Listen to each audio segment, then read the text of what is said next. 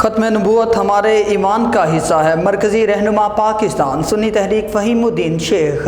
ناموس رسالت ہمارا ریڈ زون ہے، فہیم الدین شیخ قومی اسمبلی میں ختم نبوت پر آواز بلند کرنے پر رکن قومی اسمبلی عبدالقادر پٹیل کو خراج تحسین پیش کرتے ہیں۔ پاکستان سنی تحریک کے مرکزی رہنما فہیم الدین شیخ نے رکن قومی اسمبلی عبدالقادر پٹیل سے ان کی رہائش گاہ میں ملاقات کی اور سربراہ پاکستان سنی تحریک محمد شاداب رضا نقشبندی کی جانب سے نیک خواہشات کا اظہار کیا۔ اس موقع پر گفتگو کرتے ہوئے فہیم الدین شیخ کا کہنا تھا کہ ختم نبوت ہمارے ایمان کا حصہ ہے۔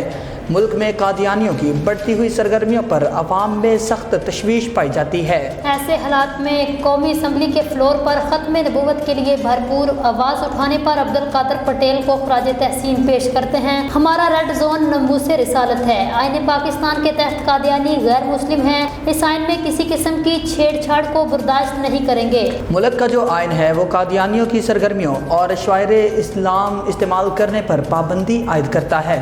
عدالتوں کے متنازع فیصلوں سے عوام میں گہری تشویش پائی جا رہی ہے۔ ایسی صورتحال میں اسمبلی کے فلور سے آواز بلند کرنا قابل تحسین ہے۔ بعد ازاں فہیم الدین شیخ نے عبدالقادر پٹیل کو پھولوں کا گلدستہ بھی پیش کیا۔